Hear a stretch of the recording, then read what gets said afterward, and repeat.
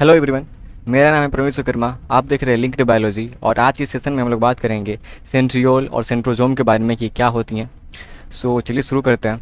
सबसे पहले आप मेरे चैनल को सब्सक्राइब करें, लाइक करें और शेयर करें और कमेंट करना ना भूलें अगर आपको मेरी वीडियो अच्छी लगती है तो। चलिए। Centrosome and centriole.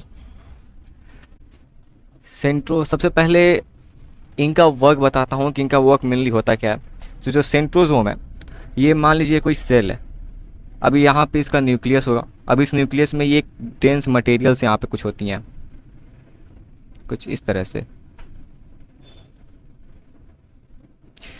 इस मटेरियल को हम लोग पेरी सेंट्रियोलर मटेरियल बोलते हैं। अब इस पेरी सेंट्रियोलर के मटेरियल के अंदर पहले तो मैं इसको एक बड़ा डायग्राम में शो करता हूँ। मान लीजिए ऐसे कुछ है ये एक।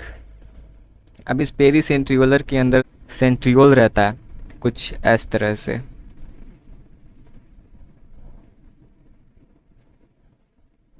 कुछ ऐसे। इस वाले पार्ट को हम लोग सेंट्रियोल बोलते हैं, सेंट्रियोल। अब ये जो दोनों चीज़ें हैं, ये दोनों जो चीज़ें हैं, ये दोनों चीज़ें आपस में मिलकर सेंट्रोजोम का फॉर्मेशन करती हैं, सेंट्रोजोम। अब ये जो सेंट्रोजोम है, ये सेंट्रोजोम प्रेजेंट होता है near of the nucleus. Means ये न्यूक्लियस है और ये न्यूक्लियस के जस्ट बगल में ये सेंट्रोजोम प्रेजेंट रहता है। अब बात करूँ कि सेंट्रोजोम का मेन स्ट्रक्चर कैसा होता है। आप इस डायग्राम में बहुत क्लियरली देख पा रहे होंगे कि इस डायग्राम में कुछ 9 टाइप के ऐसे ट्रिपलेट के फॉर्म में माइक्रोट्यूबुल्स ऐसे लगे हुए हैं, कुछ इस तरह से, ऐसे।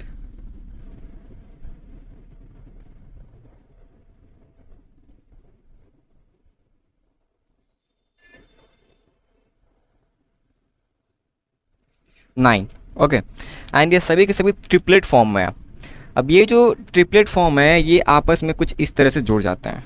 First of all I draw it clearly. कुछ इस तरह से ये आपस में जुड़े रहते हैं।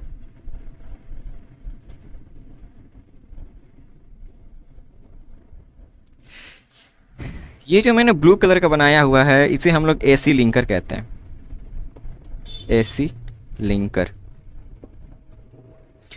और ये जो ट्रिपलेट का फॉर्म है, इसे हम लोग माइक्रोट्यूबुल बोलते हैं, माइक्रोट्यूबुल। अब ये जो माइक्रोट्यूबुल है, ये सभी के बीच में एक सेंट्रल हब रहता है। इसको हम लोग सेंट्रल हब के नाम से जानते हैं, सेंट्रल हब। अब ये जो सेंट्रल हब है, ये बना होता है प्रोटीन्स का। They are made up of proteins. Okay. और अब ये क्या होते हैं कि ये सभी इस सेंट्रल हब से रेडियल स्पोक के द्वारा जुड़े होते हैं, सभी के सभी, कुछ इस तरह से।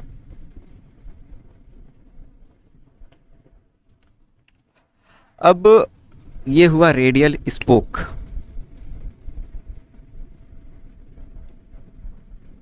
Radial spoke. ओके। ये हुआ रेडियल स्पोक।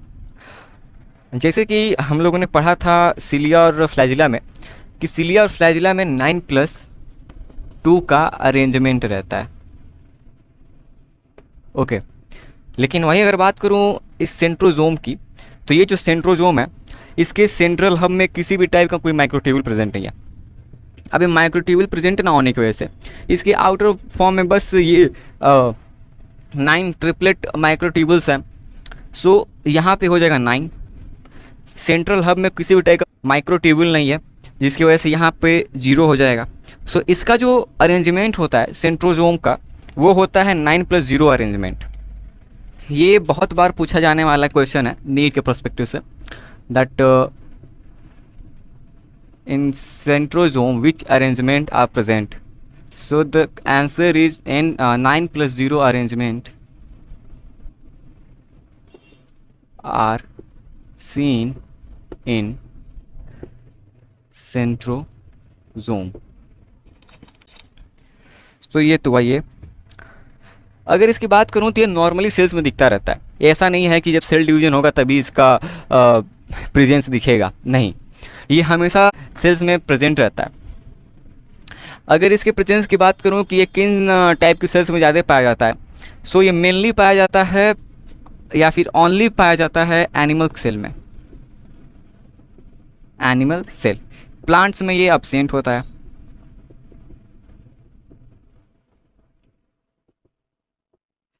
एनिमल के केस में ये स्पिंडल फाइबर्स का फॉर्मेशन करता है सेल डिवीजन के लिए। अब आपके दिमाग में एक सवाल आ रहा होगा कि जो प्लांट्स में कैसे तब सेल डिवीजन होता होगा। सो देखो, ये जो सेंट्रोजोम है इसका मेनली बस इतना ही काम है कि जो स्पिंडल फाइबर फॉर्म हो रहे हैं उनको एक अरेंजमेंट में बनाना, कुछ इस तरह से।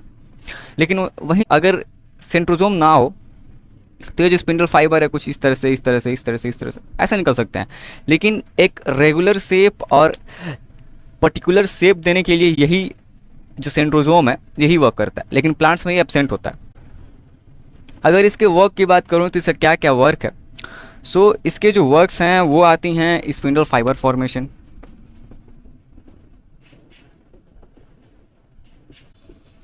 Spindle fibre formation, basal body formation. Basal body कहने का मतलब कि जो बेसल बॉडी है वही माइक्रोफिलामेंट्स और माइक्रोट्यूब्यूल का जो फॉर्मेशन है, आई मीन सीलिया और जो फ्लैजिला है उनके फॉर्मेशन में हेल्प करती है। एक और थोड़ी सी बात कि ये जो स्ट्रक्चर है, इस पूरे स्ट्रक्चर को हम लोग कार्ट व्हील स्ट्रक्चर के नाम से जानते हैं। The structure of it is known as cart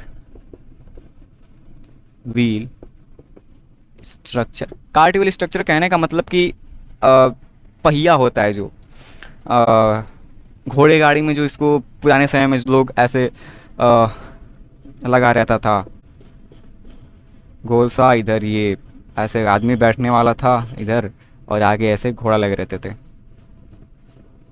सो इसी चीज़ को कार्ट व्हील बोला जाता है। अब इसी का कार्ट व्हील के जब सिमिलर स्ट्रक्चर होने की वजह से इसको नाम दिया गया कार्ट व्हील स्ट्रक्चर। सो ये है पूरी की पूरी बातें सेंट्रोजोम और सेंट्रीओल के बारे में। आई होप कि ये वीडियो आपको अच्छा लगा होगा। अगर आप इसका स्क्रीनशॉट लेना चाहते हैं तो आप इसका स्क्रीनशॉट ले सकते हैं। सो ये है पूरी की पूरी बातें सेंट्रीओल के बारे में, सेंट्रोजोम के बारे में। सो मिलते हैं नेक्स्ट वीडियो में।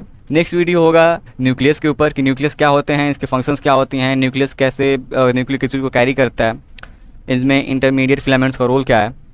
सो मिलते हैं नेक्स्ट वीडियो में, तब तक के लिए धन्यवाद। और आप मेरे चैनल को सब्सक्राइब करना ना भूलें और कमेंट करना ना भूलें। और आप मेरे इंस्टाग्राम हैंडल को ज़रूर फॉलो करें क्योंकि वहाँ पे मैं अपने वीडियोज़ की रिगार्डिंग हर एक टाइप की इन्फॉर्मेशन वहाँ पे देते रहता हूँ।